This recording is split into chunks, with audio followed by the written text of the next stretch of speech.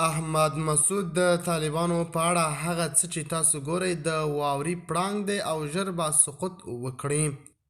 احمد مسعود د طالبانو په اړه تازه پیغام پرېښودی دی او طالبانو ته یې ویلي دي تاسو زه په یو شرط منلی شم. د خرابات ټي وي چینل درنو لیدونکو سلام، ستړي مشئ، وخت مو بخیر. هیله لرم چې جوړ او روغ به یې. په سر کې یادونه کوم که خرابات ټي وي چینل مو نه وي سبسکرایب کړی، په درنښت سره خرابات ټي وي چینل سبسکرایب کړئ.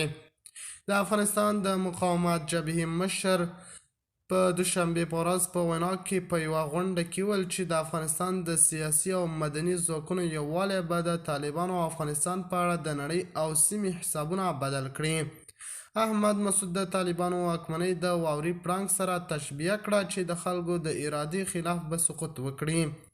د ملي مقاومت جبهې مشر احمد مسعود د دوشنبې په ورځ د وینا په څلورمه غونډه کې یو ځل بیا ټینګار وکړ چې د طالبانو رژیم مشروع رژیم نه دی. هغه ویل مشروعیت د ټوپک په زور نه، مشروعیت د خلکو د رایې او ارادې له لارې دی.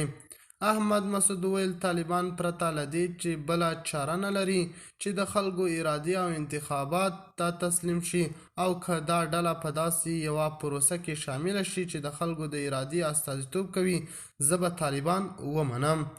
د ملي مقاومت جبهې مشر د خپلو خبرو په یوه بله برخه کې وویل که موږ طالبان د افغانستان په یو توکم او ژبه پورې تړلي وګڼو دا بې انصافي ده. په همدې حال کې د افغانستان د ملي دفاع پخوانی سرپرست وزیر وایي قومي او ژبني تعصبونه د افغانستان د درد دوا نه ده. د خرابات ټي وي چینل درنو لیدونکو دا و زموږ ته د مهال چمتو کړی خبر. د الله په امان تر بیا ښې چارې.